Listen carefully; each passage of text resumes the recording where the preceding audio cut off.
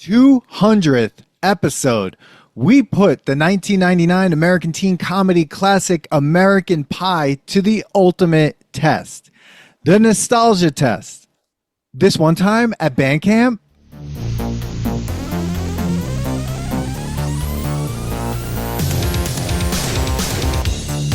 Welcome to the Nostalgia Test podcast, the show where three longtime friends put pop culture's past to the ultimate test. The Nostalgia Test. Say my name, bitch! I thought you were going to go with suck me. Suck me, beautiful! I've totally forgot about that quote. Oh my God. And I totally forgot that was in the movie when I turned it on. But everyone, that scene was so weird. Yeah, we'll talk about that scene because that scene made me laugh. Yeah, it was just funny because of like how awkward he is as an actor. But all right, let's go. Oz Striker. Oz Striker. But you can call me Oz. But you can call me Oz. Yeah. Oh my. Okay. Anyway, everyone, welcome to the Nostalgia Test podcast. This is our 200th episode. I mean, we've definitely done more than 200. They just haven't been released. But this is the 200th released episode. Yes. Thank you. Look at that. Yeah. Are you exhausted, Dan, yet? I mean, I've got ideas for new episodes. I mean, I've been asking, I've been thinking about episodes like a Trope episode, like a whole episode on Quicksand, a whole episode on like what happened to Quicksand? What happened to it? It's amazing. We used to be terrified of it. Terrified of it. And it was everywhere. It was in everything we watched. Bro, Quicksand Princess Diaries is the biggest one that I remember. Like, that was scary as shit. I was like, man, what's going to happen when I walk into Quicksand? Like, it was going to attack us in the 80s. And it's nowhere. So I don't even know where it is. Yeah, got great ideas for new episodes, but you're right. I mean, it's crazy that we've been doing this since the pandemic, since 2020. And, it's crazy. I love it. RockyCon? Are we doing it? We got to get a RockyCon. Dude, we should make a RockyCon for the 50th anniversary and the new movie I Play Rocky. Holy shit. So my brother-in-law is obsessed with the idea of creating a Rocky IV musical. He goes, bro, there's so many dumbass musicals out there. He goes, make a Rocky IV musical. I'm like, they have a Rocky I musical. Yeah, that's a terrible Rocky. Rocky IV is a better idea. I watched it absolutely. July is literally like after the Apollo fight. All it is a music video with a minute and a half of interlude in between. That's all it is. Yeah, no, you could definitely. That could be an awesome musical. It would just be one of those concert musicals. That's what it would be. Is like which would actually probably work, and it would be a good time. But yeah, this I Play Rocky movie. It's coming out in November. Can't fucking wait. It's fucking crazy. Watch the trailer if you haven't watched it. But I just watched it with Dan, and I can't wait to see this. It's fucking ridiculous. I was like, damn it, I have to wait until November. I get why they're doing it, but damn, 50 years of Rocky. We're gonna be trying. We want some screeners. We need some screeners. I'm just putting it out there. If you guys are listening to this and you know anybody that has to deal with the I Play Rocky movie, we want screeners. Andrew Breen. You know anyone that can? I need a screener. I want maybe having somebody on. But let's do it. Let's do another marathon run of Rockies. Holy shit. I don't know if I can watch all of them again. I mean, we could just release them again.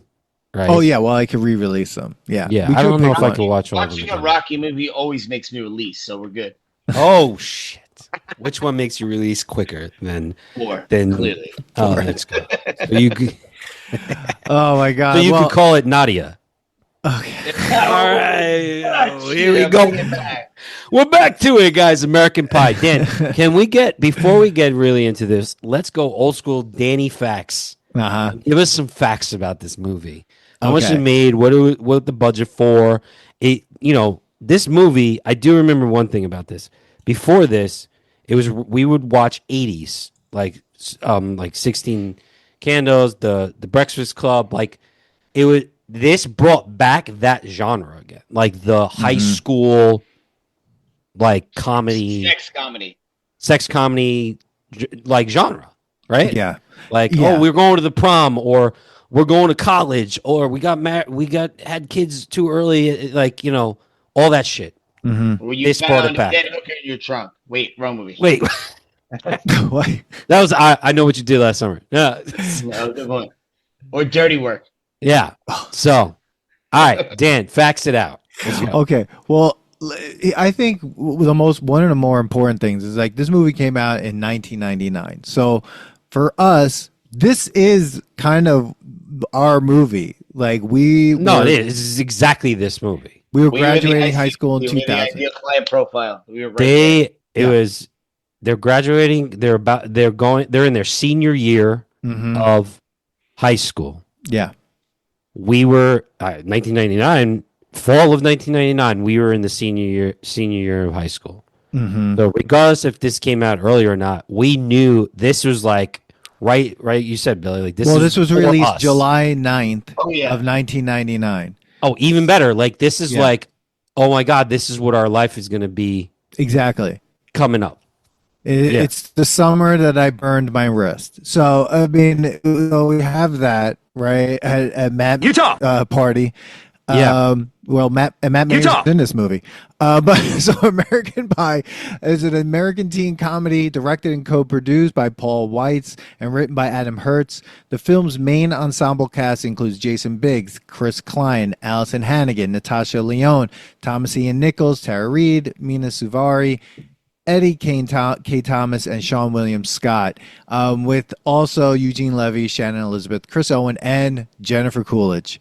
This is a coming-of-age story that follows these kids in high school, and really, it's a movie that is about something that I don't know if it even matters anymore, and that is losing your virginity before the end of high school, right? So this is all about that. That's what this movie's about. These four guys want to lose their virginity before they go to college. And the premise of the movie.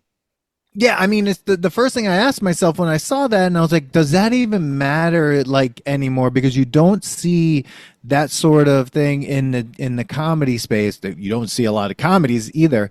But like that, I was like one of the things I was like interested in. Just one other thing too.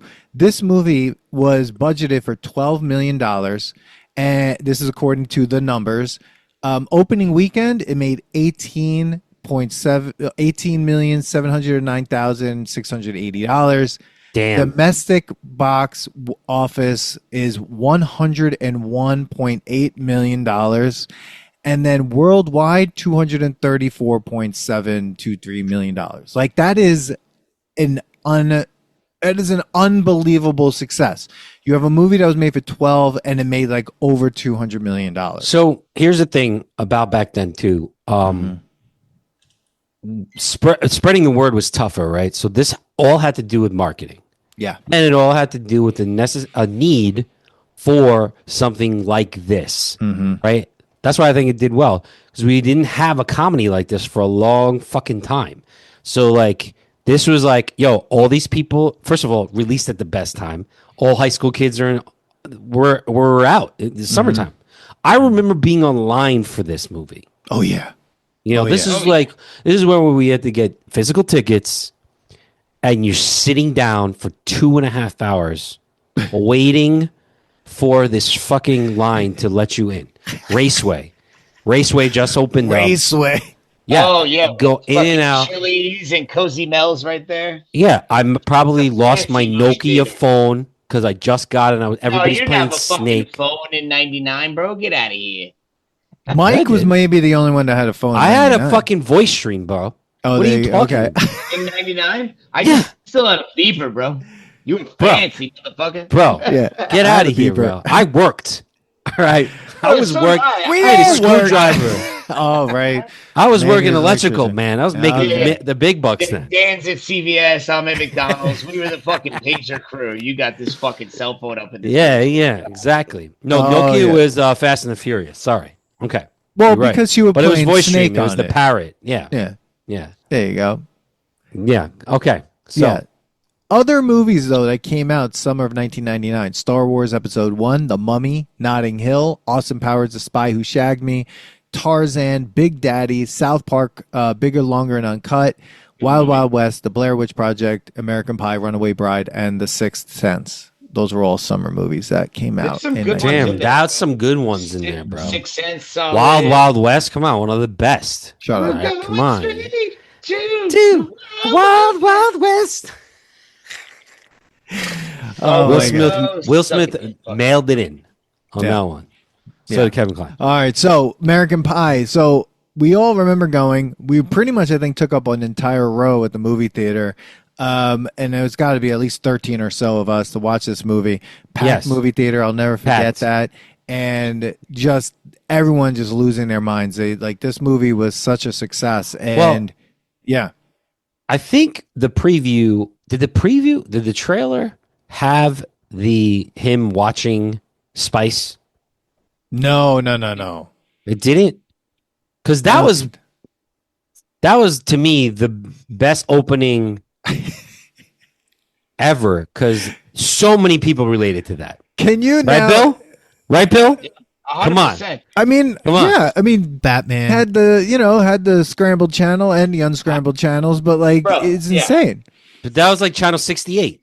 Yeah, exactly. Mm-hmm. You're like, that was it. It was channel 68. When he's like, oh, that's a tit. And I'm that's a tit. And I love when his parents walk in and he's like, oh, spank my hairy ass. And it was so great.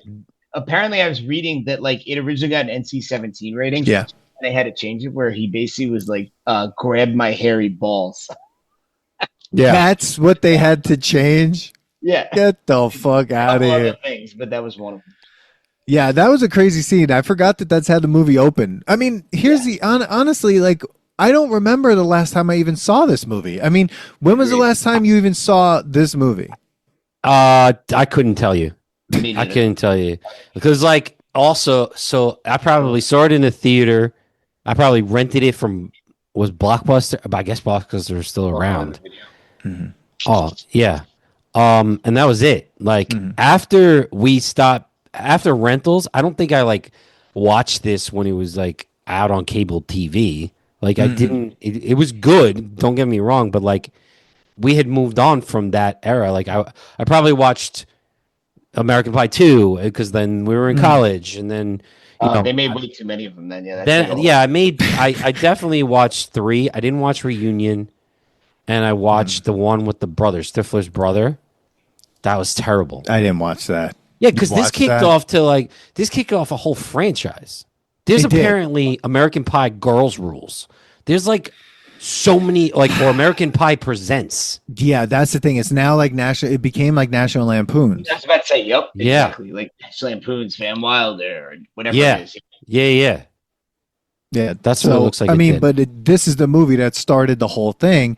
I think ushered in a lot of other comedies afterwards, Superbad and stuff like that, right? So I feel like there was this American Pie kicked off this I would say interesting moment of rated R comedies that came after it, right? I mean, Girl Next unless Door. I'm wrong, right? Things like that.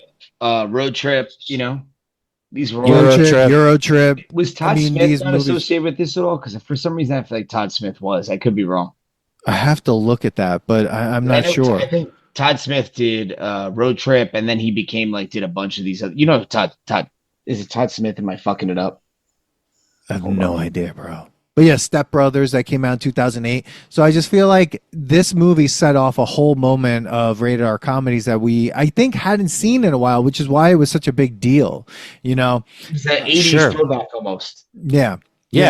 But then with 90s, Step Brothers, I just thought of the scene where he goes, "Hey, Derek, sprechen Sie dick?" Sorry. But yeah, it spurned this whole movement of rated R films. So why don't we start? I mean, so we just talked about that opening scene, which I feel like just a hilarious scene, and uncomfortable, and it sets the tone for Jason Biggs' whole experience as with his family, when it comes to anything. I mean, this sets the whole thing up. I mean, and it's a running joke the entire time. Eugene Levy's great in that role too. Oh God, Eugene Levy. It's great. I love how he doesn't make his son feel awkward.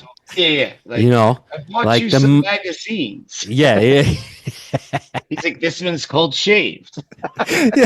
Turn to the center. As you can see, they've decided to focus on the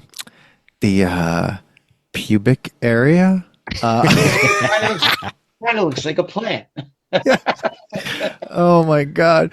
I mean, those are see, that's the thing though. I think this movie is split into two things. There's the funny movie that is there. And then there's Tara Reid and Rookie of the Year. And these two that plot are just like totally. Do they actually love each other? No. At all? No. There's no chemistry between these two in this movie. At all. They're just Yet he's the one that kicks it all off. Right? Yeah. That whole scene where he's like, "We're gonna do this pact." I was like, "Dude, shut the fuck up!" Oh like, my God! I was thinking. So the funny part about this whole thing, I didn't realize how sketchy. Not like what I mean about sketchy. That every scene, and then I'm like, "Oh yeah, this is what a comedy is." It's like, all right, this is the scene. We need to have like a joke right here, and then the next scene, we need the joke right here. Okay, then the next scene, we need the joke, right? So it was like every new character that you saw had to have a joke in there. And like that was the scene, and like some were better than the other. But MILF guys, I love the MILF. The MILF guy, MILF. So good. MILF. And it's fucking the dude from Harold and Kumar. Yeah, which then kicks off Harold and Kumar. Right? Well, I think that they did such a good thing. job. They kicked off like a thing where they were in every movie. I mean, because they were a big part of the second movie too. They had like a whole thing going. Absolutely. And so did Jessica. Jessica. She right? was what's her name? The one that she had that show on HBO. The Russian girl.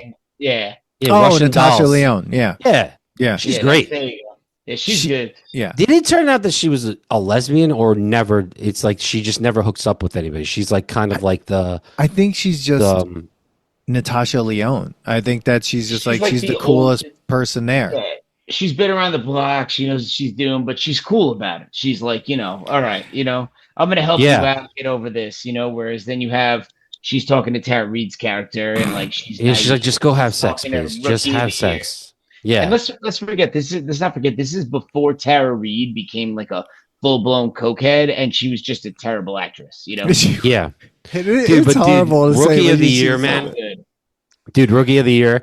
When he's doing that speech, I'm just like, oh wait. I mean, him and Kevin Kline. I don't know who was worse when they were talking. Like Kevin Kline was the whisperer.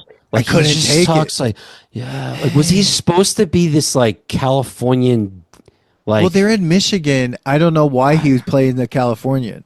I was like, California, yeah. And like, how did he get this date with this high school chick? I mean, this college. Well, let's back it up a minute for a second, though. Wait, hold on. Feminist studies major. Yeah, let's understand. Let's go back to Tara Reid and Rookie of the Year, and then that party scene, because those two are horrible. And then later on, I've never seen a dude more upset about a blowjob in his life. Yeah, I'm tired of this blowjob bullshit. But even before that, when it was about to happen, he's like, "Okay, I guess here we go." Like, I guess so. Like, I'm like, dude, funny where he juices in the cup and then Stifler drinks. Oh man, that was funny. But that's so weird too. I don't get. This was just like a thing. Like, who's drinking that? Like, first of all, it's warm by now. Attention. This guy's just like wanted to drink the thing. No, that girl was thirsty. He just saw it. He was going to give it to her, but Yes, then I she know. ended up being annoying. And That whole scene to me was funny because of the tease of the whole thing and like him, When's he gonna drink? Yeah. It's so good. But it's so. And first weird. of all, why do these guys like love to come in like a tube sock and then like the beer, like just get like a napkin or like a pillowcase. I don't know. Or why is? But here's what my question is. She's like, tell me when. Tell me when. That's what I'm saying. Like they use the pull-out method. Yes, in her mouth. For like, it happens. Some some girls don't want to just spit, Dan. Okay, like maybe she just didn't want it at all. But it was so weird. That's why I'm like, well, guy, how was he expecting sex if she didn't even want you to come in her mouth? There was a guy, he's jacking it in a beer. Like it was so weird. Yeah. Okay, wait. Dude, this guy's got crazy aim. Like they go around imagine the party. he'd be like leaning so weirdly. Like, I would assume he'd still be hard, but like it would just be like really hard. Oh, that scene was so crazy. weird. I don't understand it. One thing that was really funny is that when the marching band people show up and Stifler's just like, "What do you mean, what party?" And what then party? Yeah. But here's what's funny. It's like when I saw that marching band now, and even then when we were in high school, I'm like, wow.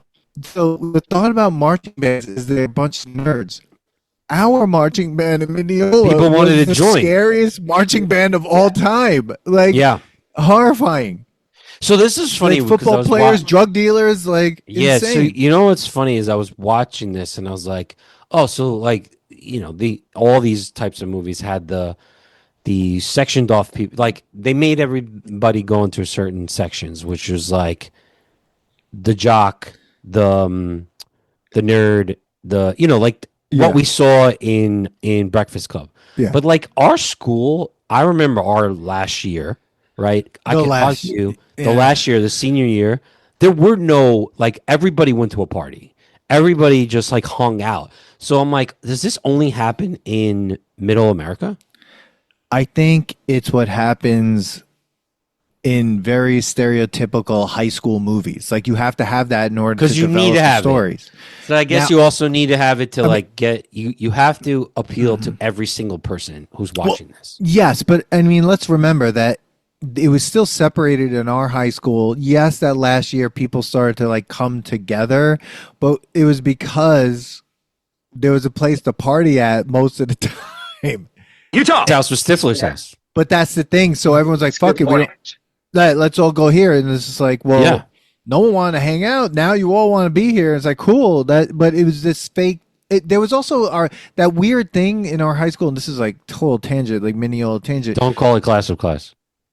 But they tried to force us together. Remember they had that meeting with everyone? Dan. They had a meeting with everyone. There's no way that made it happen. Meeting? Oh, no, that was... Wasn't it that? Oh, that was that stupid thing. That was something else. I forgot. Peer to peer. Yeah, that peer to peer. They're talking about what is the club that where everyone like increase the piece.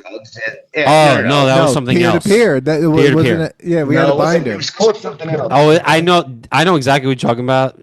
Billy, which was great because like everyone who was in it was definitely getting high. Drinking weed, smoking drugs. Yeah. Yeah. But you said drinking weed and smoking drugs. No, it was definitely a thing. But I always found that it funny because you're like, okay, well, I'm watching this. I'm just gonna live in this world that like it was always like there was these different groups, and then there was like 4 or 5 people or 6 people that were all part of these groups, but they knew each other since elementary school, so they're still friends. So it's like that's why you're seeing all of them differently, and then it's like you have Shitbreak, and then which I love the nickname. I love that he couldn't take a shit in I wrote down. I'm like he never looked there are on people stage. Who can't. He never looked on the stage. I mean, I get it. Like, I don't like shitting in public bathrooms either. But when you gotta go, you gotta go. I couldn't do that. I could shit anywhere. So like, it doesn't. Matter. I shit on top of Mount Washington, like in front of everybody, no tree line. Okay, so like, I don't really. Whatever. Manny's like, I guess I would shit here and there. I would shit everywhere.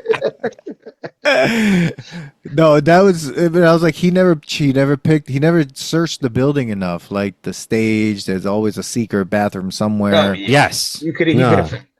Yeah, and no one goes to.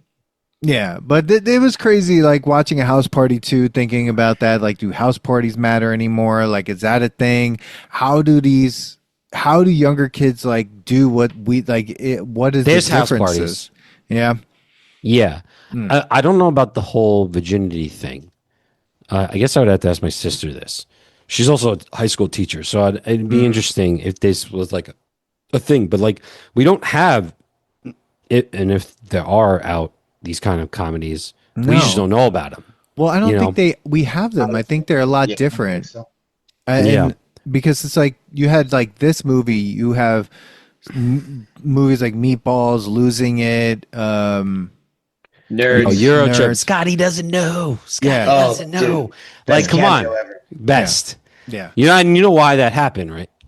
Because he was friends with the director, right? I thought he was also shooting something else like next door. And they're like, oh, would you just come on? And he's like, sure. Was And, he shooting that movie where he was in space and they put something on his arm because he was bald in that movie? It might have been that Elysium, maybe. That Elysium movie. Yeah, that was a crazy movie. Yeah. But anyways, let's go back to let's get Tara to Reid Oz. and Tara Rookie Reid. of the Year. One of the worst chemistry. Like Horrifying. the way it ended was perfect because they were so bad together, dude. That the way it had to end that way. Like it was just like, oh, that's it. That was the best, and we could get to that. I want to talk about that for like an hour. So, and then you got Oz. And what is this guy supposed to be? A lacrosse player? But like, why is he's like friends with Stifler, right? But they have nothing in common. Nothing. Like Stifler, first of all, doesn't whisper at all. Not soft spoken at all. I mean, I can't fault him for that. So no. Listen, I'm not faulting. I'm just saying. The Kevin Kline was, I don't know what he was going with. And I'm not saying he's great. Wait, is that his name, Kevin Kline? No, that's a different guy, right? Chris Kline. Chris Kline. Sorry, Chris Kline. Wait a second. But dude, the his acting. I mean, his only good line was like warm apple pie, which like. But that wasn't even. He couldn't even deliver that correctly, and that's like. No, so awkward. Anytime he was on screen and it was his time to do the sketch or the joke, I was just like, oh. When he was talking to that girl, he was always like, yeah. Hey. I just sick of being judged, I did love where he's talking to Stifler and he's like, what do you do? And he's like, you have to like ask them questions and listen to them and stuff. And Stifler's like, that sounds fucking terrible. It's like that's such like a high school answer. The best thing is that you never saw the best joke about that also too is that you never saw Stifler hook up with anyone. No, never. He never hooks up with anybody. He's like a loudmouth asshole friend you have. Yeah, like you don't ever know if he actually is hooking up or he's just like, yeah, that's his whole thing. Like he just wants to be liked by everyone. Yeah. And he's actually kind of a sad man. Like, yeah. He comes from a broken family. One or no? What? Did you guys say you watched the reunion one or no? No, I've watched the wedding one. The reunion one, they go back to like the high school thing, and there's some guy he's like threatening to like sue Jason Biggs, take whatever he wants, take all of his house, whatever. And Stifler just walks up and rock the guy in the face and goes, "Sue me, motherfucker! I don't own anything." Or something like that. I saw a meme where it's like, send this to your asshole friend that still has your back. Yeah. No, I mean, like, dude, think about it. He comes from a He's like full of shit, but like he wants everyone to like him. Like he seems like he's too cool for them and makes fun of everyone, but he actually loves them all. Like absolutely, and dude, he's there the whole time, right? And like he comes from a broken family, right? Yep. That's the all out of all the people we know, he has a divorced mom, right? And obviously the whole joke and all that stuff, and like that's why he has the parties, and like she just doesn't care, and like he fills his void by being the guy who gets to host everything. Yeah, but in the end, he really isn't. He's lonely. Yeah, I mean, even in the third one, you see that him go through that. The second one, but he's thank God Sean William Scott is in this movie because like he's hilarious. And if you've never seen the movie Goon, I think everyone should see that movie. Fucking one of the best hockey movie ever. Fucking great, dude. He was great. He was great in Old School. Where he's like, "Holy shit! The dart, it went right into your neck." Like he was good. What's the one with him and Paul Rudd where they're like they work for like the Big Brother thing, and there's like a LARPing. Yeah. That movie's he's good. I mean, you're right. Dan, he was funny. I thought Jason Biggs was funny. He gets most of the comedy. He does. Like he gets. Thank God they didn't give it to Rookie of the Year. Well, you know what Rookie of the Year reminds me of in Old School is the guy who gets trapped in the into the roof. In the roof. Thank God he got it because that guy's not that funny either. So like they did this, they perfectly casted this. Like this guy's annoying. He doesn't shut up. The only like I'm almost unhappy that they gave the whole like Affleck. I forgot that Casey. That was Casey Affleck, which was really weird. Was the brother, right? And and like the whole thing about learning how to like give a girl an orgasm. Yeah, which that was funny. Which we know if that was really written by just a bunch of guys, no girls getting an orgasm yet. Like we like a bunch of high school guys are like writing that book, right? Like it's just hilarious to me. And that was pretty good. It was they're like yeah. I have to go get her. Well, I mean, it could be like Rookie of the Year, but like, I mean, you know, we all saw Seinfeld.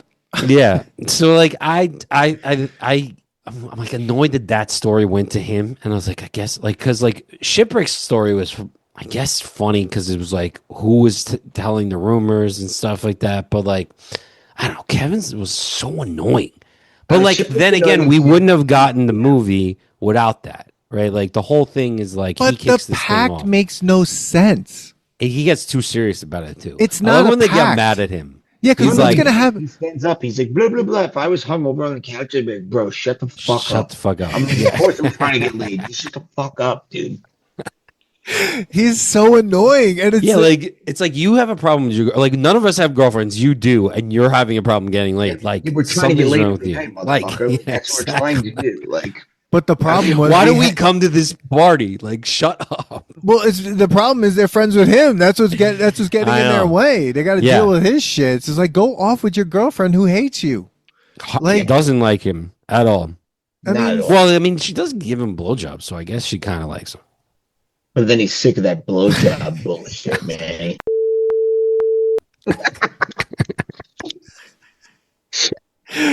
Wow, we keeping that one in? No, so, guys, if you like Nostalgia Test podcast, please don't forget to like and subscribe.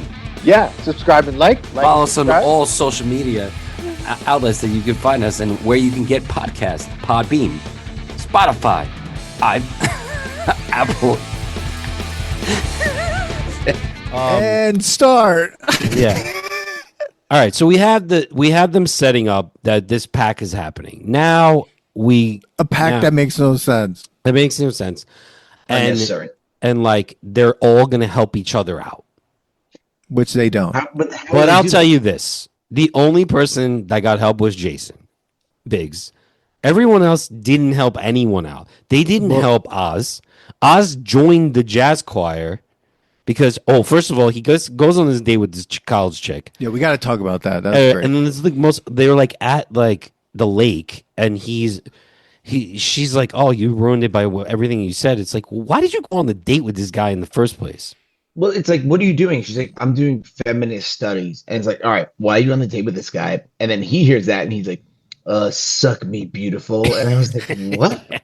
What are you doing, bro? It's not the right line." Yeah, he wasn't listening to anything she was saying. Yeah, that's not the right line in any moment. Like, no, it never is. But especially when the girl's like, "I'm in college and I'm like a feminist studies major," and he's like, "Suck me, beautiful." What are you doing, bro? Stop. The best part about that, the best part is that he was whispering the whole movie. In only in that part did he yell. Well, he also then said, "My friends call me Nova, Casanova." What? It's so bad. Like, even if you have no game, like none, that is beyond no game. Like, that's not even. I don't know what that is. Like, she could have been like, "All right, now get out of my car and walk home." Yeah, exactly. Did you catch the mermaid joke? Yo, I did catch Ariel's hot. Ariel's hot. Out of nowhere, they just finished. He just finished getting called by his parents. He's telling his best friend this, and like they're just having a weird conversation. Yeah, I was like, what is this? What is this conversation, and why is that even a joke? No, it's a joke because it's just supposed to be like, hey, 17-year-old dudes are so horny that is literally the only thing that is on their mind. Like, that's what it is. You know? And do you remember the cover in Little Mermaid? It was supposed to have like the castle look like a penis. Dicks all over it. Yeah. So yeah, my favorite with the part with Oz and the college girls. Then when he tells everyone, Stifler just makes fun of her. He's like, "Suck me, beautiful." I mean, even Stifler knows it's stupid. He's like, "Why the fuck would you say something like that?" And like, how is here's my question. We know why Jason Biggs is not having sex with anyone. The other Rookie of the Year, his girlfriend hates him, and Finch is whatever. He's Finch, right? How is Oz not hooking up? He's a lacrosse player. He's jacked. Yeah, his hair I think is he was a little perfect. slow, dude. Like, so what? Seriously. What did that ever stop? Are you kidding? That's true. That's true. Have you seen I don't know. Like, and he was friends with Stifler. You would think like they would both be like the Bash brothers. You know, like, what the heck? So yeah, I didn't get that one. That one was wasn't stupid. Really sure. I was really annoyed by that. I was Yeah. really annoyed by that. It just didn't make sense. Finch annoys me in this movie so much because he reminds me of Jeremy on steroids. Who? Finch. Like, Finch? I love Duck. How Duck is like, is smart as hell and like knows all this random trivia and stuff. But like, he's still Duck. Like, but Finch is like that guy that is like that, but is like a condescending prick about it. Useless. Sure. Like, Finch was like if Duck was. Yes. And was Kevin if he was rookie of the year. Yeah, Like, and Dan, bleep all that. What we just said. Of course. Bleep the names at least. Don't bleep Duck though. Leave that. Yeah, leave Duck. And but Stifler was Matt. Utah. Like that's why I was watching it. I was like, "That's Mayo." It was like no, but one- Stifler was also Matt Antoniou. Yes. But I sat next to Matt watching this movie, and I sat next to Matt watching The Cell. And before both of those movies, we got baked beyond belief in a stairwell in front of the fucking movie theater. And he was just throwing up. Like, I'm like, this is great. And then we got in, and I remember sitting there being like, this is my friend. This is who this is. And of course he knew. Yeah. I mean, he's a lacrosse player. He literally. No, yeah, but he wasn't as loud. Like I would say Manatino because like Manatino was like the louder voice in the room. Like and like, did you see like when he was walking through the rooms and he slaps the random girl's butt? That was weird. Like, just like random. That. And then like so back to the MILF thing. This is like when MILF became a thing. Yeah, and then another like a little Easter egg of like what year we were in. It was like the start of chat rooms. With webcams. Oh god, dude, I'm trying to do the dating profile. He's trying the dating profile. I was like, oh shit! Like, look and just look how bad the computer image was, and everybody loved it. He's trying to do like the thing, and he's like, Yes, that's cool. And then what about the part when they like he's handing out condoms as if they're about to have sex every fucking day? He's handing out a mega pack of condoms, not just one condom, like a mega pack in school, like they're drugs. Well, here's the thing. I was just having this conversation the other day about this, and like, I was actually really happy to see that many condoms in this movie, that they were constantly being used. Talked about. Absolutely. Because now, like, you don't get that, and maybe there's a lot of reasons for that, and also, 1999, I mean, you're talking about, we were still getting talks in sex ed about HIV, right? And STDs. Yeah. So that now, I don't know what's going on. You don't ever see a condom in a movie or a TV show. Condoms everywhere in this. Like, everywhere. It's because they cured STDs. They don't exist anymore. Yeah, I mean, obviously. And Durex condoms. And that was another thing, which was really funny. They were probably sponsored. They're just like wide, like just opening them in school in the hallway. Yeah, that's what I was just saying. And there were so many of them. Yeah. It was so many of them. And like, I was like, what, are you going to bang in school? Like, is this happening like that? Levy, though, when he walks in, though, gives him the porn, and then he gets up and the condom stuck to his ass is fucking hilarious. Hilarious. He was one of the best part of the movies, and then becomes one of the best throughout the thing because he's such a good dad in understanding that part of it. Another little note that I wrote was Oz reminds me of George McFly. Yes, that character. Yes. That's what he kind of reminds me of. Dude, well, here's a question, and this is a random question about just sports for a second. I mean, what are your thoughts on lacrosse? Like, lacrosse played such a big part of this movie. Like, I mean, I played lacrosse. What is up with lacrosse? I mean, so did I. But like, is it a good sport? I mean, I never really got it, even when I played it. Lacrosse is the most violent sport, even more so than hockey. So I would say it's sport. It is. But that's a low bar for me. But you guys know how I roll. It's pretty violent. It's also a sport where like slashing is legal. where a goalie is useless. I don't even know why they have a goalie. They should just have a net that just moves. No, because they need someone to laugh like this when you like whip a ball at them at 100 miles an hour.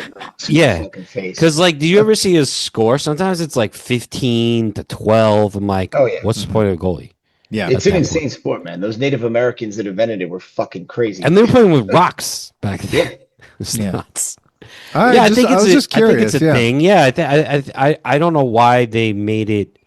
That I don't know why they picked that sport. I guess I actually appreciate that it wasn't just like they're the football team, because I feel like that's always what it is in these movies. So at least it was something a little different, right? Like, but it also shows like it aligns with the, at the end of the year, that's a spring season sport. So I don't know, but it's just like, what is a jock sport? Like, to me, it's like football is the number one. Basketball they could have done, but I guess at least it's something a little different, I guess. I don't know. Yeah. And maybe that's also the Midwest. You got like, you're in Michigan, so maybe that's a big sport there. I have no idea. It was just so weird. And actually, because Michigan is a state of hockey, and I think that's a close sport to hockey. Like, hockey clearly stole a bunch of those rules from lacrosse, right? Yeah. So. Yeah. I will say, I'm going to take this back, that they didn't help Shipwreck. They did, because he asked Kevin, no matter what, just agree with whatever is coming out of people's mouths. Girls with his dongs. Yeah. So I still, his brother, I guess, helped Kevin, and then nobody helped Oz. Like, Oz was on his own. Oz had to help himself. Oz joined the choir. That's what he had to do. Which, by the way, he ends up being like the most mature singer ever of the thing, right? Because even at the end, but even at the end, he says like, it didn't happen, but we all know it did, and he just didn't tell, which, was very gentleman of him. Oh, so you assume it did? Absolutely. I thought no. I thought it did, because the whole thing of like them being totally, they're like on the bed, they're like both not like he laid it out. Well, yeah, but he laid out like a air mattress. It kind of looked like, or at least a blanket, and they were both straight up naked. And the way I read it was they did, and he just didn't tell because he was like, no, I actually love her, where everyone else didn't really love any of their shit. They were trying to get laid. But wait a second, get laid. Isn't in the second one like they still hadn't had sex? I think. Really? I'm pretty sure. I can't remember. Don't they get married in one of them? I don't remember. Yeah. I'm pretty sure. No, that's the third one. That what's his name gets married. Okay, I gotta look this up. All right, keep going because I have to. So the one thing that I did find great about this movie is how fast it went. Like, because I was like, this isn't very quick. This is not. I was like, because there's some points that I'm like, there's nothing happening. So all right, so now we haven't had ship problems yet. Which was hilarious that he put, the laxative in there, and all because he spread the word that Stifler and him got in a fight and he beat up Stifler. Yes. So like, that's a pretty good revenge on Stifler. Sure, and then shit out of him, but instead he just made him shit himself uncontrollably. And then made him go to the girls' bathroom. Yeah, I mean, that was a pretty baller prank to pull on him to get. So it's funny because this all happens they all are peaking and then they all break. Everything goes bad. So we'll talk about the Jason Biggs part, right? Well, what about when? Oh, we already talked about the dad, like the magazine scene. The magazine scene. He walks out with a condom on his ass. Well, and he sees all the condoms and he's like, safer than a tube sock. Yeah. Yeah, Eugene Levy is like, he's great in this. He's great in it. I forget when it is, but he's like, well, son, sometimes, what you're doing is like practicing and you want to find a partner, don't you? Yeah. Yeah, he's like, I do. It's like, you do. Okay, good. Okay, good. I love when he was standing outside his door and he goes, oh, Jim. Yeah, I was just looking at this picture. It was a great day and how fun that day was. He's like, then he goes, Jim, I want to talk about masturbation. Yes. That's a conversation. Yeah, that was great. It's so good job because, like, as a parent now, I think about like when I have to have those awkward conversations with my kids, and I feel like I'm gonna wind up being like just as awkward. So I totally like empathize with that. Where he's like, "How do I talk about this?" Like, all right, here we go. I got a curio cabinet, a couple jizz stains. He's like, so my grandson just learned to pop off. I've never used an apple pie, but. So that's the thing. Like, oh, we didn't even. Yeah, so we're not even. Let's not get to the webcam part. That was a deep Howard Stern pull, man. This is the thing. Like the fact that he says, "Oh, what is it like?" and he's like, "Oh, it's like warm apple pie." Back. Yeah, right. So that means Oz has hooked up, right? He's gotten to third base or whatever. Yeah. And third base. He's like, "Oh, it's like warm apple pie," and then Jason, like the scene of the pie. Like when he puts his fingers in there. 31 minutes into the movie. Hilarious. Mm-hmm. Okay. Just how they set it up, right? Yeah. And then I remember how funny when his dad walks in. Like, can we talk about something? Movie theater blew up. Yeah. But wait, can we just say something? I just need to say something. I don't care how fucking horny you are. Like, why even put your finger in the apple pie?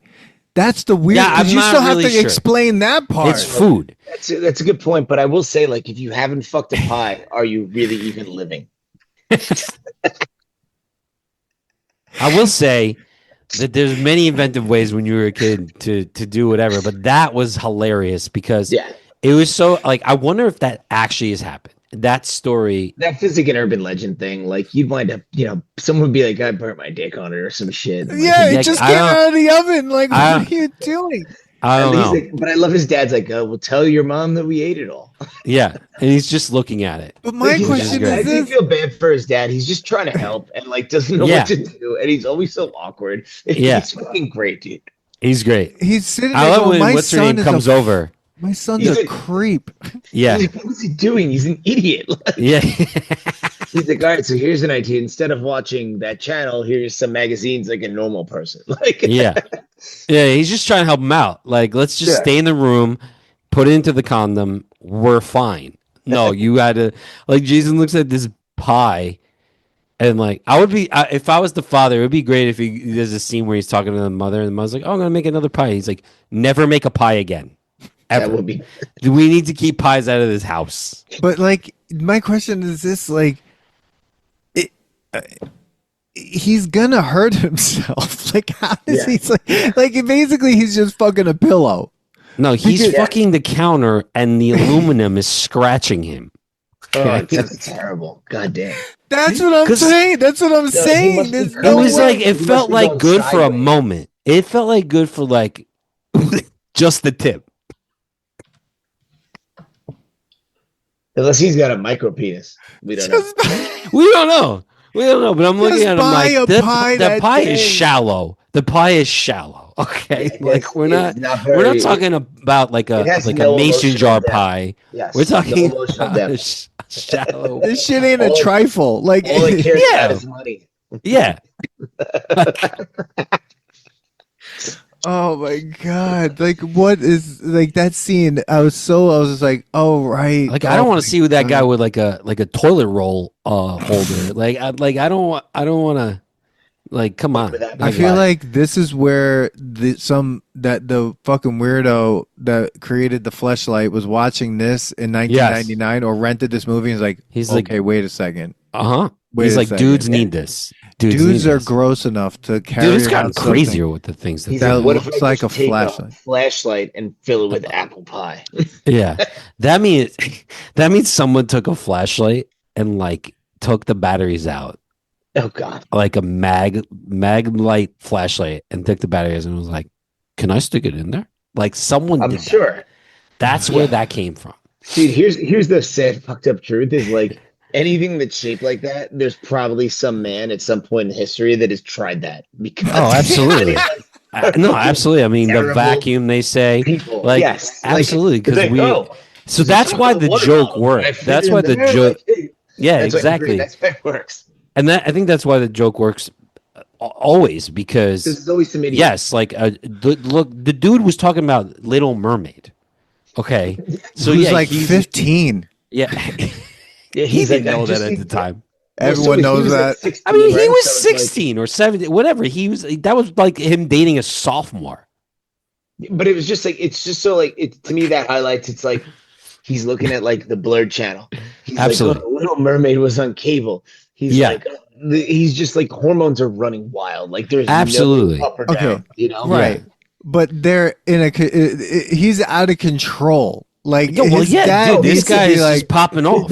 He's popping off. His friends are like, this guy doesn't shut up. Like, I would be shocked that they didn't have a scene that he was like jerking off in school. Oh, yeah. He's like that guy. Yeah. He's that dude. You know, like he got like touched by a teacher and he's like, oh, I gotta go jerk off. Like, that's what this guy is. We can't say that on the podcast. No, he didn't mean it like that. He meant like I know. No, like brushed him, dude, not touched like that. I'm saying like a teacher walks by and he's like, "Oh, I gotta go." Like a teacher walked by. It was like, wrong.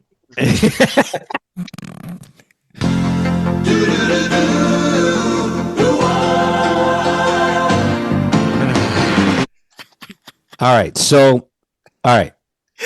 We got the apple pie part. Yeah. He hasn't like. We're next. Oh, he freezes up when he talks to this. Nadia. Now we're going Nadia girl. But like, she is totally into him and he doesn't see it. Oh yeah. Well, because she's out of his league, so he wouldn't totally think about it. Like back then, like you would not be able to recognize that, right? Like when you're in high school, like no, but she had a fetish. Yeah, for nerds. Yeah. Sure, we find that out with. Oh, we didn't bring up the Shermanator, but we'll bring that up. Which is just another stupid joke. He left Hollywood, I want to say, right? Like, yeah. Mm-hmm. Not surprised. Yeah. So Nadia. Yeah, Shannon Elizabeth. Yeah. Nadia. She wants to come by after ballet and has to emphasize that she needs to get changed. First of all, why does she need to get changed? You're coming back from ballet. You weren't wearing a ballet outfit. You got changed at ballet class. So why are we getting changed again to study? Because she's into gym and is trying to give him a reason.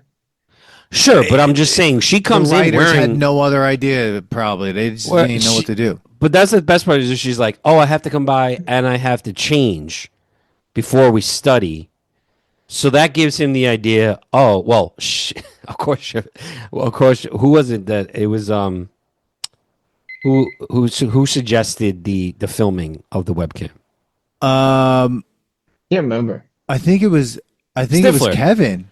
No. No, it wasn't. I don't think it was. I think it was Stifler. He's there. Like he was walking by and he's like, "Oh, you need to stream this and give me the link." That's what happened. That's what gave him the idea. Okay. And like he's like, "Oh, okay." The best part about this is like she walks in, the dad is so excited. Like, there's he's so happy for him. Amazing. Yeah. He's so happy, and she's like, "I gotta get changed," and he runs away. Like he runs like for a while.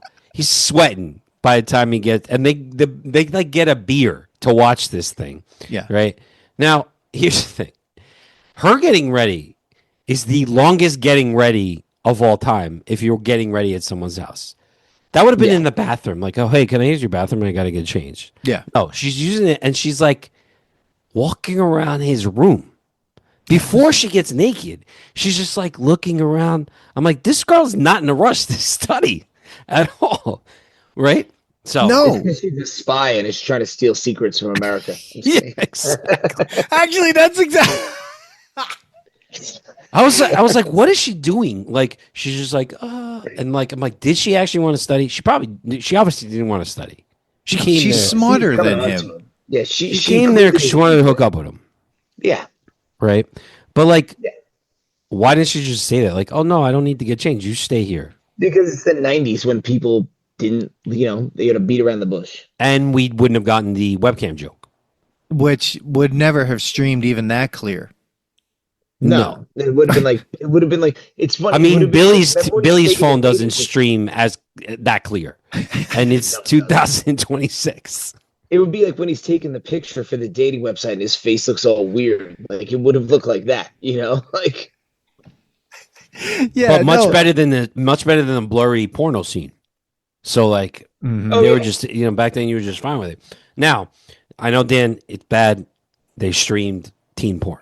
Nowadays, I'm trying to figure out how he didn't see that he put the whole high school on it, because he's clicking 1, 2, and he clicked the third time. He's staring at it, like he's so excited that this girl's coming over, right? And also, there's people who hit all reply still to this day. Think about it. This was when the internet first started. Like even like one was like, I love the internet, like to the point where there wasn't even a rule yet, a law about streaming pornographic material without consent and of people under the age of 18. Well, this would have been the Wild West at that time. Exactly. This would have been right away. Now, if this came out now, she would have not only have been let go of her host family, they would have been in jail for streaming kid porn or like teen porn. That's that's what this would be under. This is look how illegal. Early this was. It's 1999. Like you said, it was Wild West. Like nobody even knew. There were no laws. See, like that's the thing. Like Billy, you're saying like men stick their dicks into anything that looks like that shape. Unfortunately, humans will take technology and do creepy shit with it. That's it. Yeah, exactly. Yeah, no, that's what blew up what made the internet stick was porn. Like that's that's why they made downloads faster. Yeah. They made it because people wanted to see more porn better and faster. It's like, literally at the end of the day, humans are driven by their base emotions. Yes. Yeah. Lizard brain. The best part was when Sherman like called up and said like, you know, everyone in the high school, he sent it to everyone. And then you get that montage of all the people watching. Yeah. And then Blink 182 with a monkey. Yes. Oh, yeah, that was pretty funny. But I'll say, I'll say this. If you are a real friend, Kevin, who's supposed to be helping, wouldn't you somehow figure out how to disconnect this connection? If everyone found it. Finch but are you so like... Sounds like some other I know. Yeah, are you so into it at this point? You're like, oh, well, like, sucks. You know, like... Yeah. You know, and then, all right, she's obviously into it. He shows up. He goes through his pre-ejaculation twice. The joke now is on him. This whole thing is funny because you're no longer thinking about the fact that they were spying on this girl. But now his life is ruined because all of the school looks so pathetic. Sees this. She ends up like at the end streaming with him at the end. Which is weird, but I don't think she knew that camera was on until she didn't. Yeah. She didn't. She had no idea. But you were right. Going back to like getting ready, she's like laying on his bed. She's like looking at his porn, and then she's like masturbating. Oh, I feel like she's I just feel like that was like what was so weird too, because it's like, wouldn't this have been written better? Because it all doesn't make sense, right? But obviously in '99, you're watching it down. That was one of the other NC-17 scenes where you see her hand going down her whole body right into her underwear, and they had to cut that. So I wonder if there's anything else they cut along with that would have made the scene make more sense. I don't know. I think the one thing that would have made sense is she just said, "I got to come over and take a shower." That would have been the easy, like, because it would have made a little more sense as to why she's taking long, why she's this. But instead, she just has to change clothes, like you said, Manny, which makes it so odd. Yeah, because if he didn't see her do that, and he was just downstairs waiting for her to change, this would have been a long changing process. First of all, here's my other thing. He goes back and he says the dumbest thing to her, and then he's like, all right, I'm now going to try and hook up with this girl. Yeah. Even if he doesn't know the whole high school's watching, but he knows his friends are watching.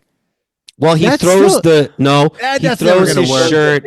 He throws his shirt at the thing. And then it falls off. But I'll tell you this, he kept looking at it. So if it came down, I mean, he didn't want to interrupt what was going on. I would have just gone there, and that ball, I would just like knock it off. Like it's off. Like I would have thrown it on the floor. Like dead. I would have solved this problem. Well, he could have taken a shoe and thrown the shoe at it. Yeah, like or unplug the computer. Yeah, or just like throw everything. Or is he just happy that his friends are going to watch it? Or just like set the computer on fire. Or is he's just like happy his friends are going to watch him? I think he's just like whatever. Like, yeah, but, I think he likes it. He gets off on people watching. But she obviously. So here's the thing: could you argue that because she's European, she's like more sexually? Well, that's one of those things. Where acceptable. Yeah, that's they lean into that. It's the same where in Euro Trip they lean into like the German sexuality. But yes. However, I will say I also went to the Museum of Sex in Germany, and there's some fucked up. Oh man, it's crazy. Sex, yes, like, I did that. I did that in Prague, and that shit was crazy. Yeah. Humans are crazy. In Iceland. There's literally a penis museum in Iceland. Like, yeah, nuts, dude. This scene, yeah, that's crazy. I mean, look at all monuments and stuff. It's just phallic, constantly. Check out this huge. So this scene, dude, this is the scene that brings up basically his downfall of the rest of the movie up until the. Oh yeah, and he's covered in jizz. Shit, yeah, yeah. I would have loved to see the scene of like, what does she do? She just leaves, and does she go like, "Oh, Jim," and then just like leaves?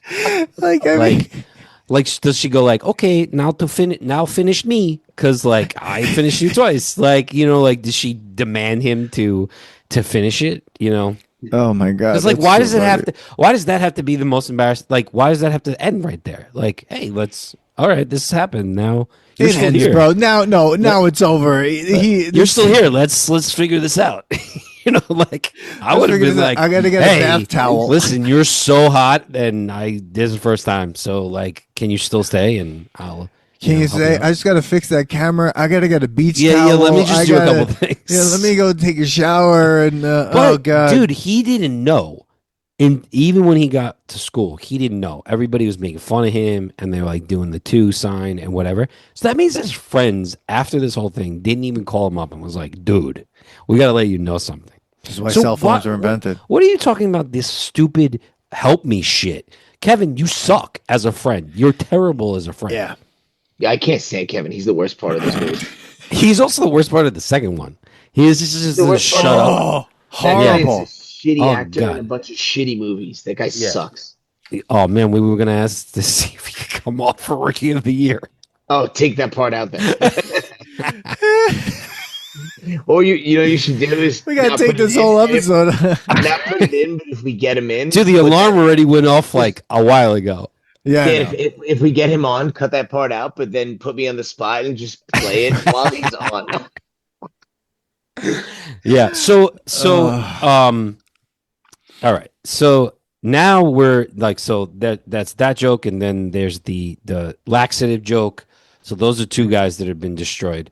Then Kevin gets destroyed because what is that? Well, he does make her come.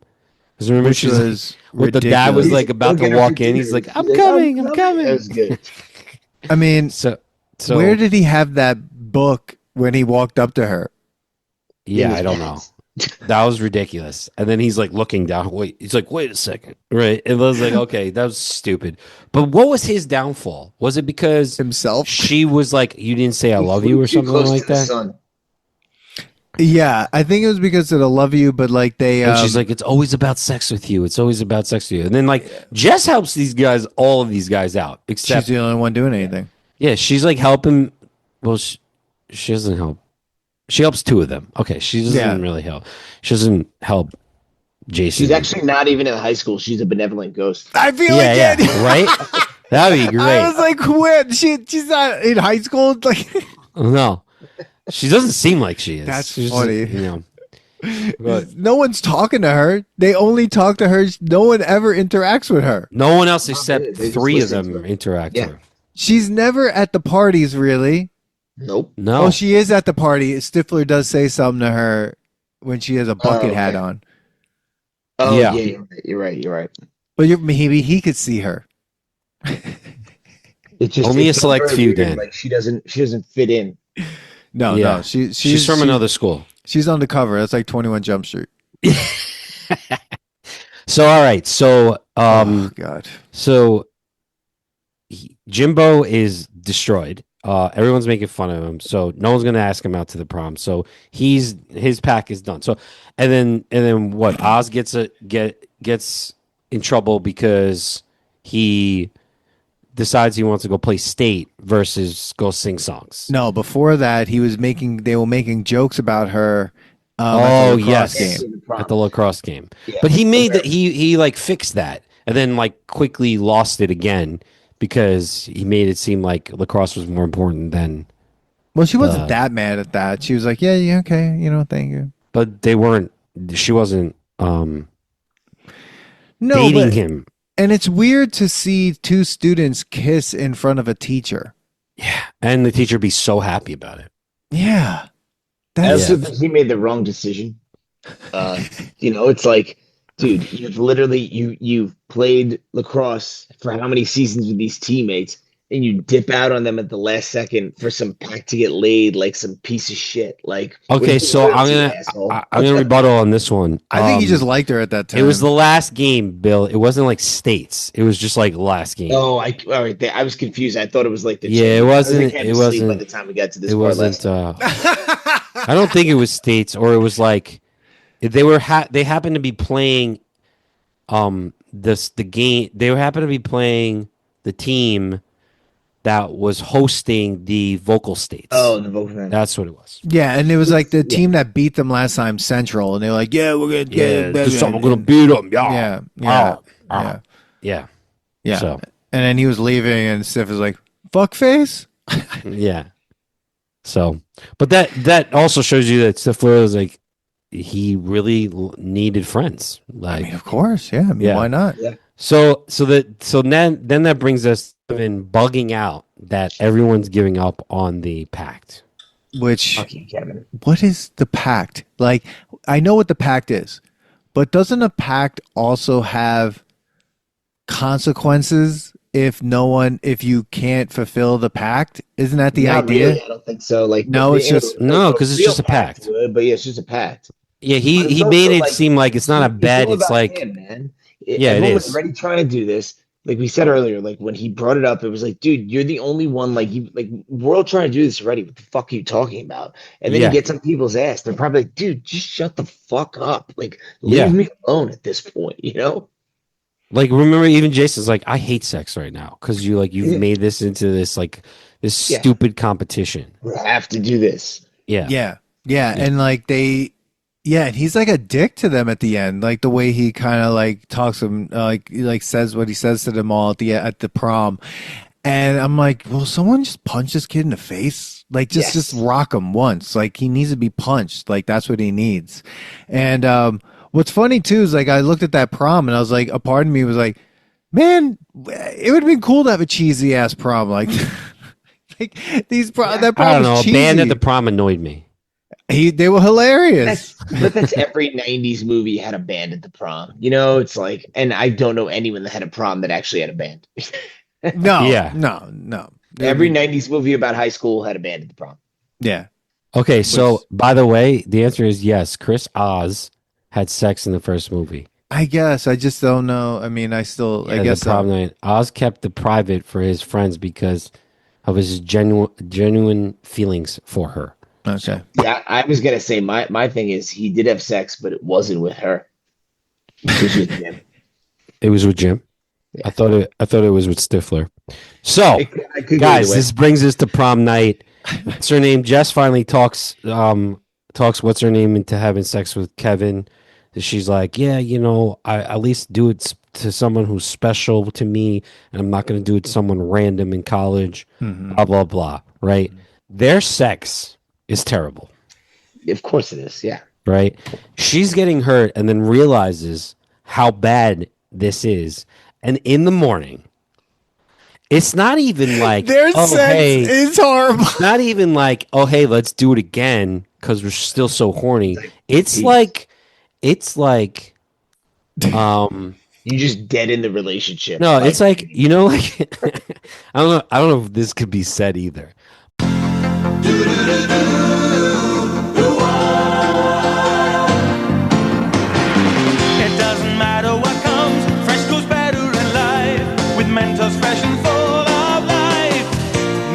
Like that's what this was like. Like that's what this was like.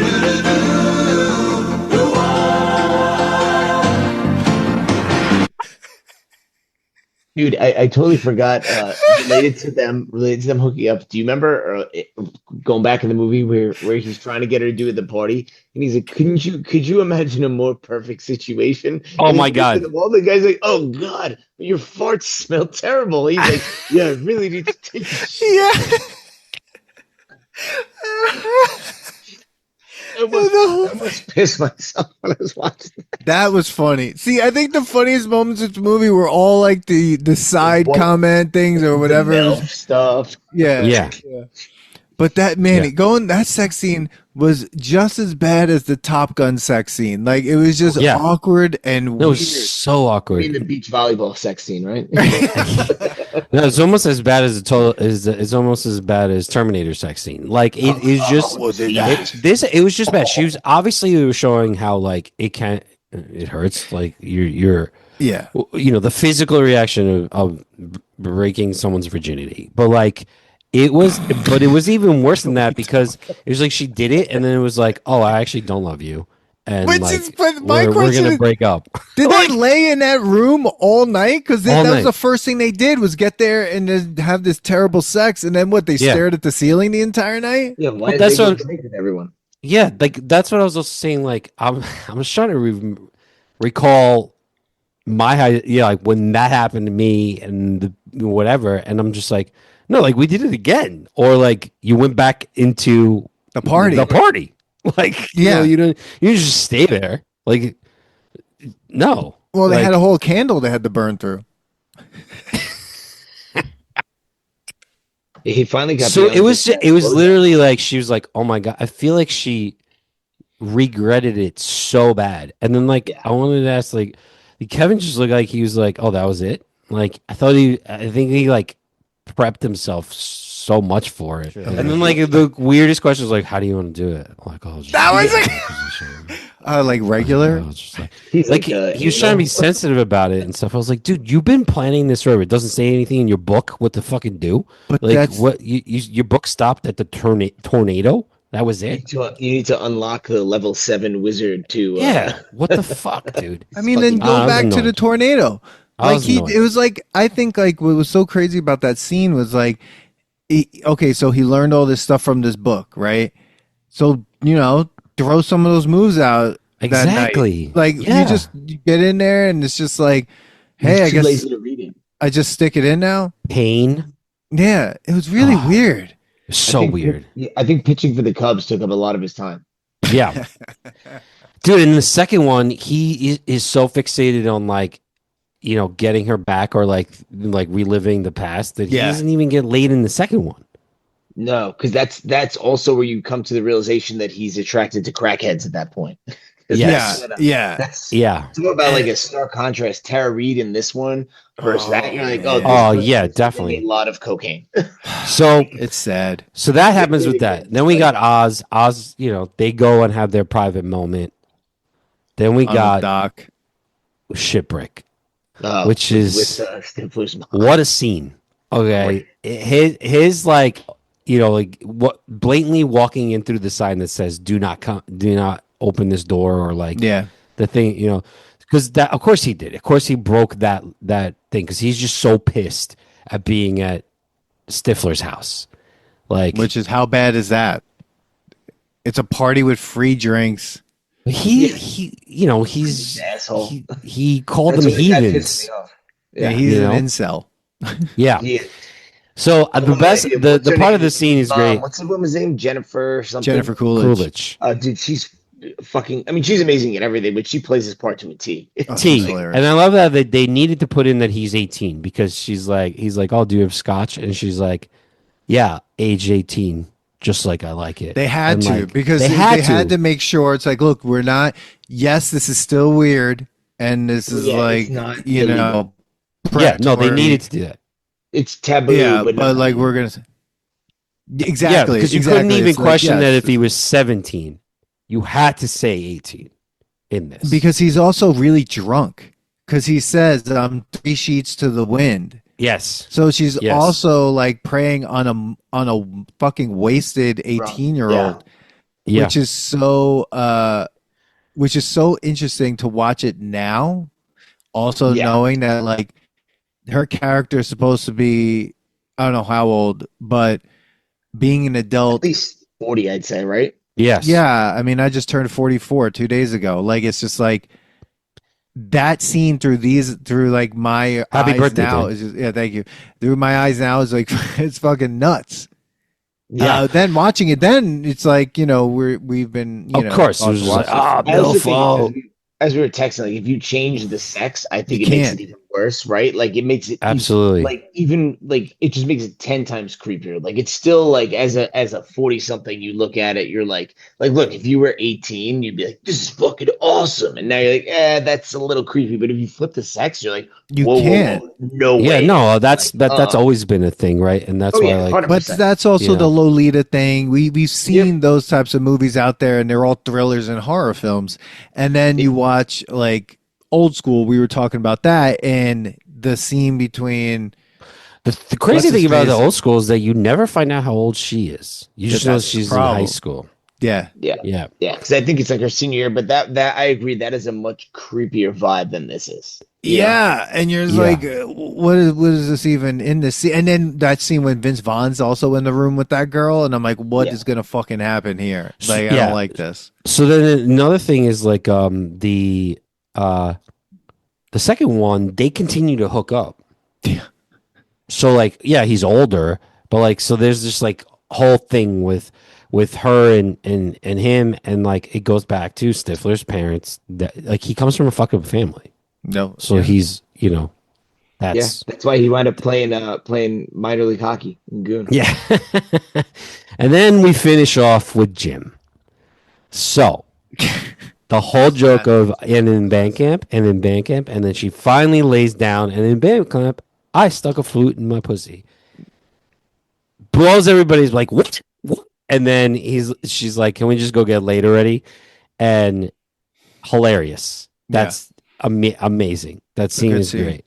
It's Yeah, a great and then- scene. It's a great It's scene. kind of funny because everyone at the time was like, oh, we have this pact, and like everyone got real into chicks, and so did Jim, but then like he's the one that has like at the time like the most like meaningless sex, right? Because it's like it just randomly comes up, and then of course like, the future ones he winds up getting married to that one, but it was just like Yes. everyone else was like, oh, I'm going after this one girl, and he was like, hey, this just happened, you know. And he actually got used in this.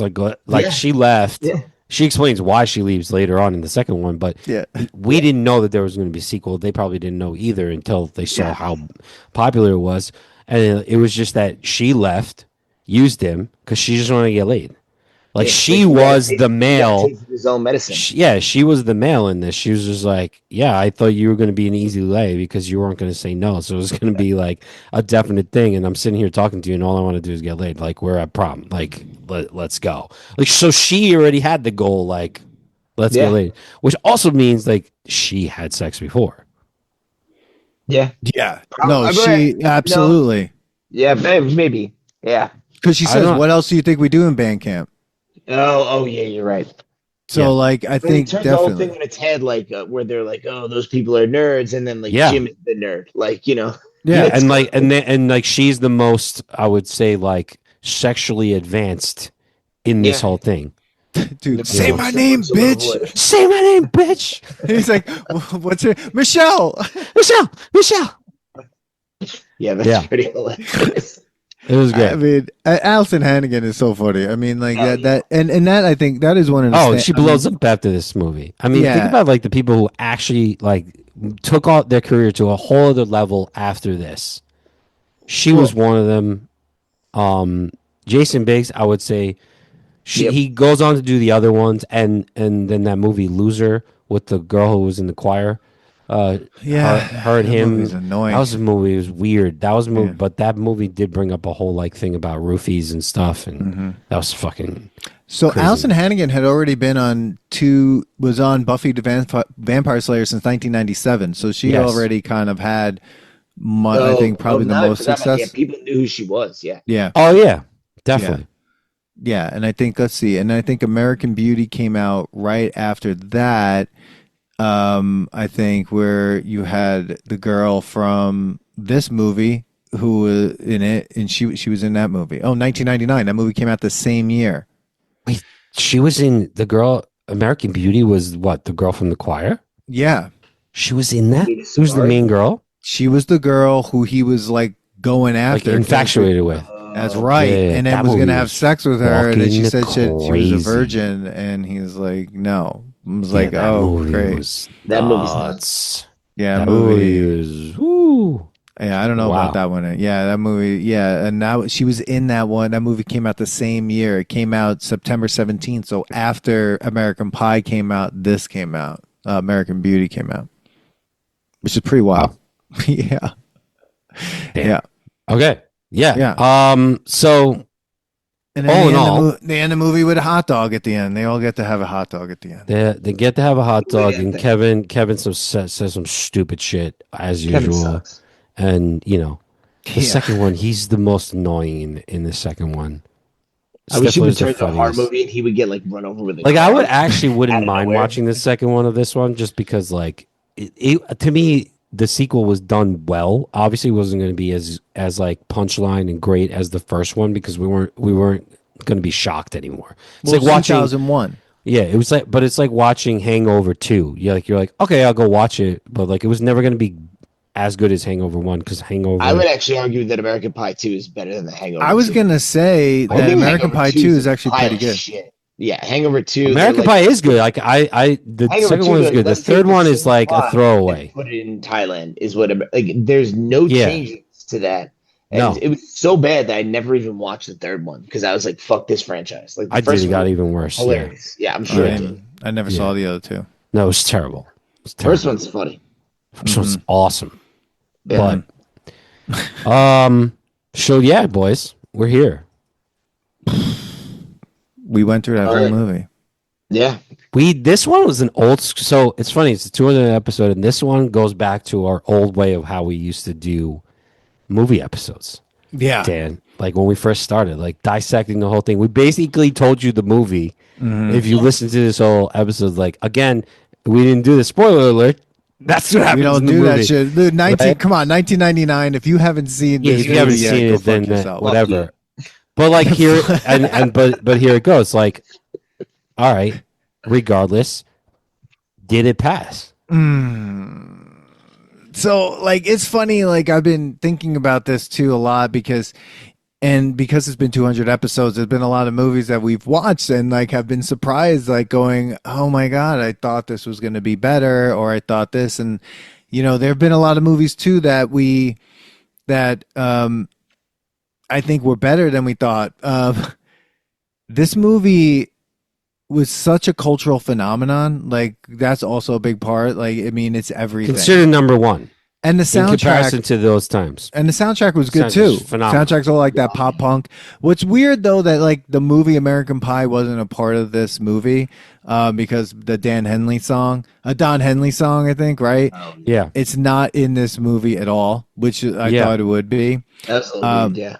But it's funny because it's also on Rotten Tomatoes, 62% tomato meter and 61% popcorn meter, which is interesting because you would think it would be exactly.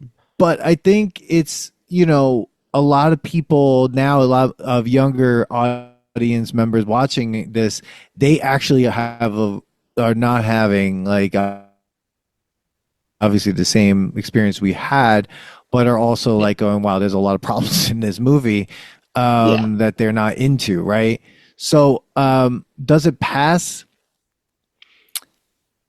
I think I haven't watched it in a very long time. That also tells me something. And I think it just, for me, just stays nostalgic. I just can't see this. Like it's a marker in the history that we've all lived, in my opinion. Like that is what this is.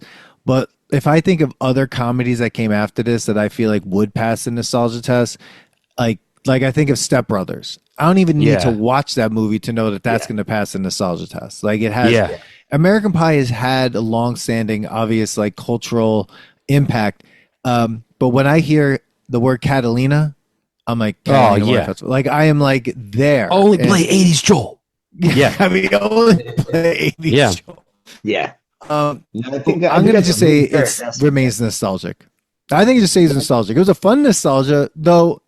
I would like to cut out like 4 characters from this movie. So yeah, that's fair. Like tailored just totally. No, I think your assessment is fair. Like for me, I would say, I think it passes for me, but it's hard because like I feel like I think your point is well taken, Dan. Like you can't like it passes for me because I still find it entertaining, still makes me laugh. It's not just nostalgic. I think other people in our age group would still laugh at it and find it funny. But if you showed it to someone in another age group, like to your point, they're gonna be like, what is this? So to me it passes, and I feel like it would pass like more for our generation than be like hey, this is like a timeless comedy, if that makes sense. I think I skirted the rules. Yeah, it's funny that you say it that way, Bill, because like I would say I definitely enjoyed it more than I thought I was going to, and agreeing with Dan and being like it was a marker. Like this, it wasn't bad. It didn't fail the nostalgia test at all, and I want to keep it nostalgic. But like the reason, like explaining the way you're explaining it, you're saying like it passes for our age group. To me, then that's why it's stays nostalgic because it's still good. It's still good. To me, the way I do our test is that other people now, being 18 or 20, would watch this thing and it's still passing. Yeah. You're right. Like what you just said. It's basically, but I agree with you that everybody in our age group, it is the best to me. It's one of the best representations of what we say stays nostalgic and doesn't fail. It is probably one of the highest ones that, to me, when I was watching it, like so many memories other than the movie came back. Yeah. Everything about it. And that to me is like the best part of nostalgia of like it like it all came coming back, and I lived in the movie. I lived in that time knowing that there's going to be jokes that don't fit in nowadays. They're probably but hilarious to be like, oh my God, like what we thought was funny, how cheesy things, and like all the other movies that came after you, like one that I said with Seth Green. Can't Hardly Wait. Can't Hardly Wait. Mm-hmm. Like that was pretty funny. Not as great as this one, but like that genre just was like, kicked off because of this thing, and like how much of a phenomenon it was, and it brings up back to a time of like when we all loved going to the movies. Yep, you're right. Yeah. And I'm changing my vote. You're right, man. It's nostalgic. I was trying to and then I guess to me, I would always say like if I said it's nostalgic, I'd be like, you know what, it was fine then, but I don't ever want to see it again. Like not bad for that, but no, this is more like it's nostalgic. It stays nostalgic, but you'll watch it again. Watch it, and it still holds value. Yeah. So I would agree with you. Like to me, like when Dan says like Step Brothers passes, like you're saying like anyone, like my niece would watch that and be like, this is funny. Like in my opinion, it's like this is funny. But like this is a time capsule. Capsule. Like dude, 1999. This is us. Like this is our generation. This is the Zennial, whatever you want to call us. Like we're just learning about the internet, webcams, dating online, talking online like this, like Zooming. It was like the first, like that was like Skype. Like that shit. Like I want to know what that program was supposed to be, because that shit was. They couldn't even enlarge the window. It was such a weird scene to see. That was hilarious. The fact that they couldn't enlarge the window. I'm like, we were okay with this, and it was all buffering, like the whole thing. But when there was sound, I'm like, there would never have been sound. No, there would never. No, you would have heard like. Oh yeah, exactly. It would have been like. Yeah, exactly. So apparently, when he was dancing. Oh God, yeah. And you would never see anything. A robot in Eurotrip, dude. Yeah, like he didn't even have a ring light. Come on, get out of there. Like it would be. It would be such a delay. Motherfucker. The delay would have been horrible. Like it would have just been terrible. We didn't talk about this scene. The last scene is Jim and Nadia. Like Jim's like flirting with her on the camera, and the dad walks in on it yet again, and then. The best part of it is he's like he calls his wife and he's ready, like he was ready to go bang with his wife because he saw that. Yeah, I didn't like that scene because I was like, what is getting him turned on? He's like, let's have another son who's weird and awkward. Yeah, like what's getting him turned on? Like maybe he saw Nadia. I mean, I don't know. I don't know. But They were so in the second one. They were like such fans of like getting him to finally like hook up with her. That was so funny. That second one when he's on the roof glued to his glue? shelf, and he's like, "I'm glued." Yeah. And then the next scene is him silent, a two-shot of him and Eugene Levy just sitting there, and it's just total classic silence. scene, dude. I mean, that's when he talks about Jimbo. Like, your friends call you Jimbo, think you're so cool, and to us, you're just Jim. Like, man, it was such a good scene. I mean, apparently Eugene Levy, all his lines was told he could improvise, like all the dialogue, including the part when flipping through the pornographic magazines. But some of the things, just to say, some of the things that made it was like went from NC-17 to R. So according to IMDb, one, the reason for the MPAs and NC-17 was the infamous pie scene. In the original cut, Jim did 4 thrusts into the pastry, too many for an R. So I watched the NC-17 wound up settling on 2 thrusts. Yeah, I paid for the unrated one. Oh, you did? Yeah. So was it worth those $3.99 for the unrated one? So was it worth it? Was there a scene with her naked scene? Was there? Did I mention that being more? She was seen masturbating to Jim's porn magazine. The filmmakers had to cut the sight of her placing her hand down in her panties by a couple of seconds. Yeah, so there was that. But I mean, it's almost like I edited a lot of this episode. Why? Why do I? I don't know. I know that I said a couple of things that were just. Yeah, now I actually have to edit. Billy's dying about it. So now I actually have to edit. Oh my god! We gotta make this one. This edit needs to bring it down to a rated R, and not an NC-17 podcast. So Eddie K. Thomas, the guy who plays Finch, was the youngest cast member. He was 17, which is why you couldn't see Stifler's mom and him weren't physically shown having sex. Okay, so they know not to cross that line. Got it. Yeah. Right, yeah. That line. But they were fine with Jason Biggs and her being like straight up naked in that scene. Well, I guess they were of age. Wait, whoa. Jennifer Coolidge has told Variety in 2022 that playing Stifler's mom led to her being able to have sex with over 200 guys who normally wouldn't have looked at her twice.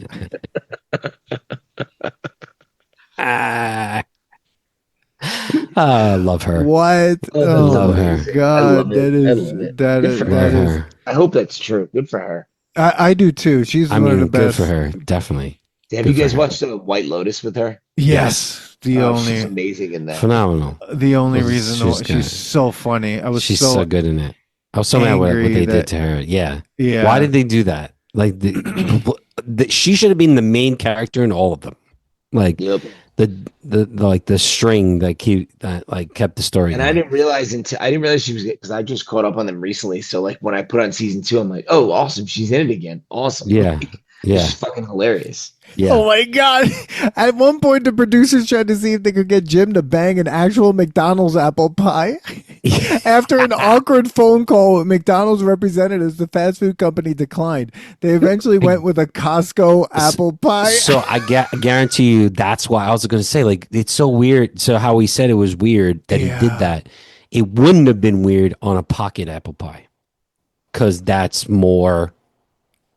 Like what Billy said, so like when it's shaped that way, you're like, yes, like that's what it is. Not just like a pan. It wasn't a shallow pie, so that's no longer a shallow pie. If it's this just shows how stupid guy. Like this is what I'm saying. Like the men's brains don't fully form until their 40s. Like that's it. Method Man said he didn't grow up until he hit 40, and I'm like, I'm 44 now. I'm like, yep, that makes sense. Like absolutely, because like if you're 17 and your dumb friends are 18, it's like just like warm apple pie. The thought in his head is like, okay, all right. And then he gets a pie and he's like, I guess I should put my dick in this. Yeah. I've been on a lot of drugs. Never have I thought in my head to do anything of the sort. But see, but then like the whole explanation of that, it was gonna be a McDonald's apple pie. Is why that joke would have worked, but like it is awkward to us because like, we wouldn't have looked at a pie and said like, yeah. Well, McDonald's looked out at a pretty good market. But a McDonald's one, you're like, okay, they could have been like, might happen. They could have been like, come get your American pie, apple pie with vanilla cream. No, or a la mode. And they would it's have like throwing a Boston cream in the microwave. Do you guys ever see? Have you guys ever seen the movie Van Wilder? Yeah. We might have all seen it together.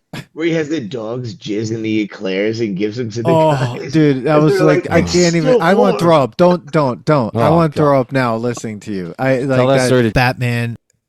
Oh God! I gotta cut all this out. Like you actually, I need to get this done by next week. I'm all right. All right, we need to wrap it up then. Wrap it up. All right. Wrap it up. Box is planned. Yes. Oh man, this is great. Oh man, I'm glad we had a good one because you didn't want to do out for a while, and I'm glad that you didn't want to do it. You didn't want to do it in the army now. Sure. Yeah, in the army now. 200 episodes. I'm done with that. We're done talking about it. Holy shit was dead to me, bro. I do recall that we did like a nostalgia wheel, and we were supposed to start following certain things. But I have a whole list of stuff. Yeah, I'm glad that we chose this one and that we didn't redo Cocktail. Although everybody should go watch Cocktail. Everybody should watch Rocky. And if you haven't seen American Pie, you don't need to because we just told you the whole thing. Exactly. Just watch this episode. Watch the second one. Smash that like and subscribe button. Just watch the second one. Watch the second one. The second one's good. Yeah. It is. Agreed. I agree. Hit that like and subscribe button. Oh my God. Yes. And thank you everyone for 200 episodes. We're, looking forward to 200 more. Why not? And like Billy said. Yes. Yeah.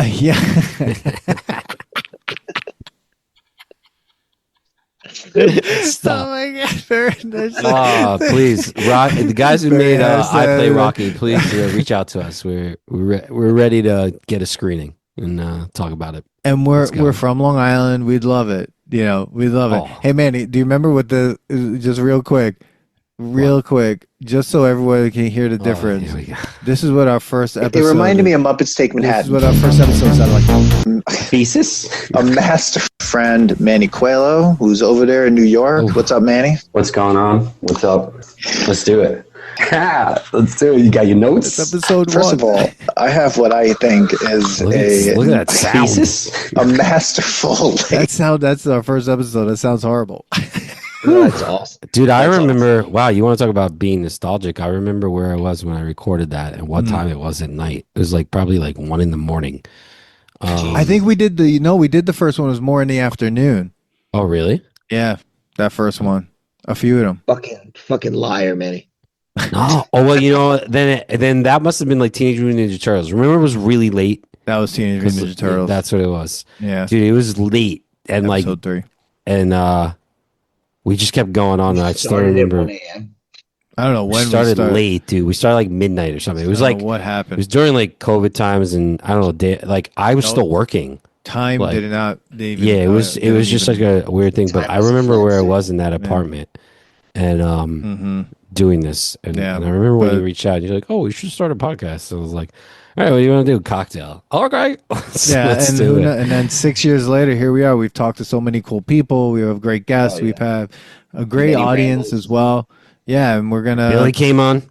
A couple times, and now he's on full time, baby. Happy to be here. He's over here at work, and he's not at work, but he's on a work trip, and he's over here jumping. I decided to lay in the bed about halfway through. I was like, my back hurts. Oh God, I thought you were gonna pass out like one of our old guests during the airborne. Like, my back Rocky too. To lay down. All right, yeah. No, man, it's been a pleasure, boys.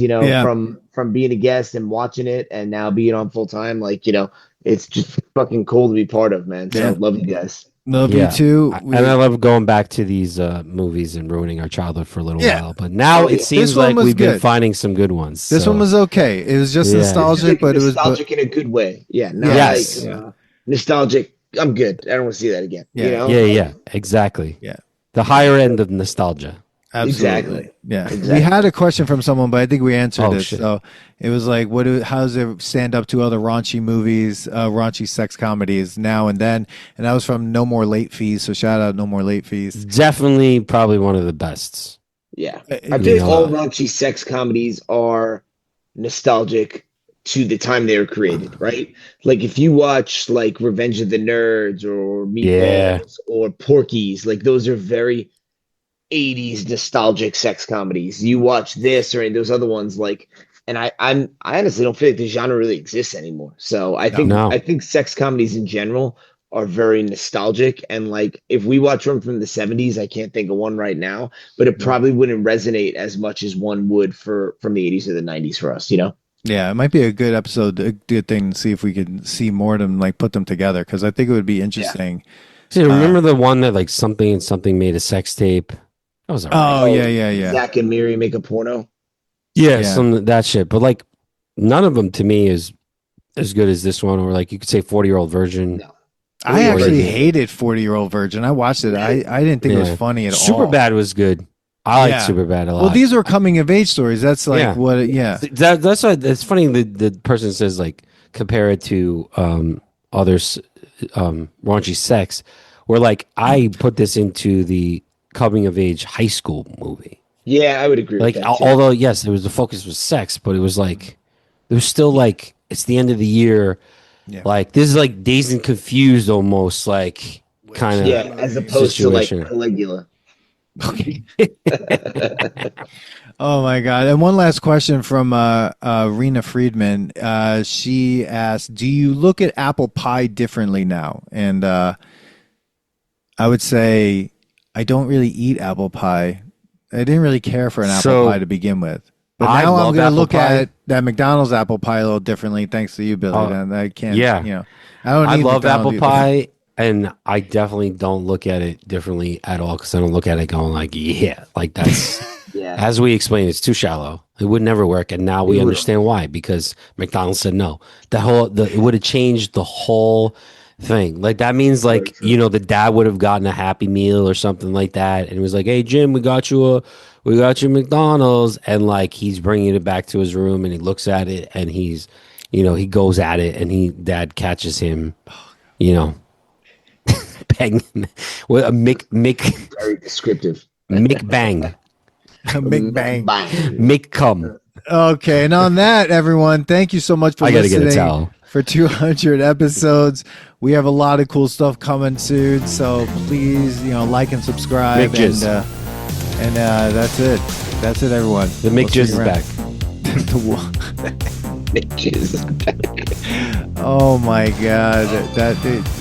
There it is. Jizz. Okay, there we go. All right, everyone. Peace. Share this episode with your friends.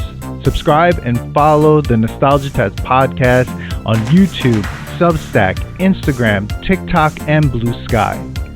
Send us your episode ideas and comments, or book us for podcasts and events at thenostalgiatest@gmail.com. Come hang out with us next week, because you never know what pop culture will pop up on the Nostalgia Test.